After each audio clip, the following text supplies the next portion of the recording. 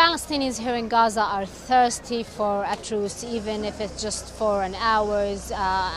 Even 1 hour will mean something for Palestinians, especially that during the last weeks of the Israeli operation on Gaza, just before the truce, we witnessed intensive Israeli airstrikes and shelling on Gaza, where hundreds were killed. So yeah, every hour for Palestinians where it is peaceful, there is calm, it means something for the Palestinians. However, because this time the truce extended for only 24 hours, they realized that things are getting harder, the negotiations are more difficult. So actually today we're seeing people going out to the markets, preparing themselves for the worst.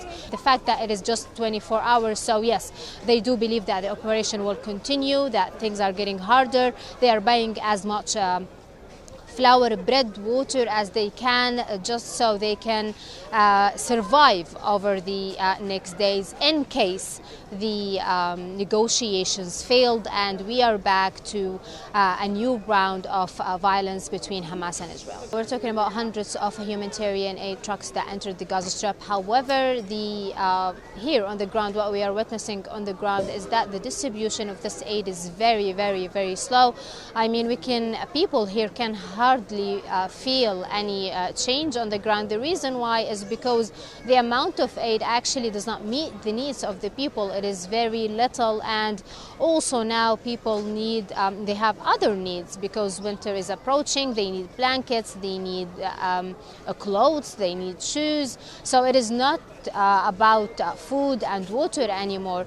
Adding to this the fact of the lack of fuel that does not operate the UN facilities and cars to distribute the aid to the UN schools around southern Gaza. Also, there is a very important point about the northern Gaza. Over the past days, only dozens of humanitarian aid trucks entered northern Gaza, and we're talking about northern Gaza, we're talking about hundreds of people that are thirsty, hungry. They reach a point where they are breaking into shops actually to take their needs. So yes, this is the situation. There is humanitarian aid, but it is very little to meet the needs of the people.